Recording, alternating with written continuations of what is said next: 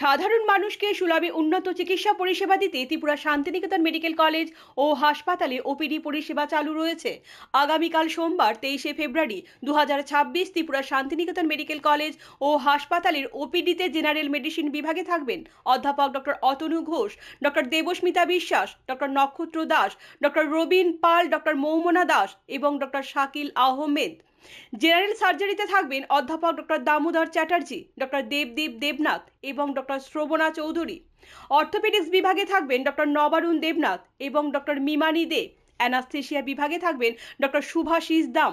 প্রসূতি ও স্ত্রী বিভাগে থাকবেন অধ্যাপক ডক্টর A.K. রক্ষিত। শিশু বিভাগে থাকবেন ডক্টর অমিতাভ চক্রবর্তী এবং ডক্টর অনুভব ঘোষ। ইএনটিতে থাকবেন ডক্টর প্রাণগোপাল দত্ত, ডক্টর অর্পিতা মোহান্তি এবং ডক্টর শান্তনু রয়। চক্ষু বিভাগে থাকবেন ডক্টর প্রণবেন্দু বর্মন এবং ডক্টর পালচন্দ্র মগ। ডেন্টাল বিভাগে থাকবেন ডক্টর জয়শ্রী মজুমদার।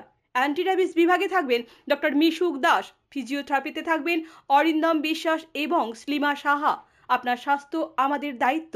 বিশেষজ্ঞ চিকিৎসক, অত্যাধুনিক যন্ত্রপাতি ও উন্নত পরিষেবা মাত্র 10 টাকার বিনিময়ে।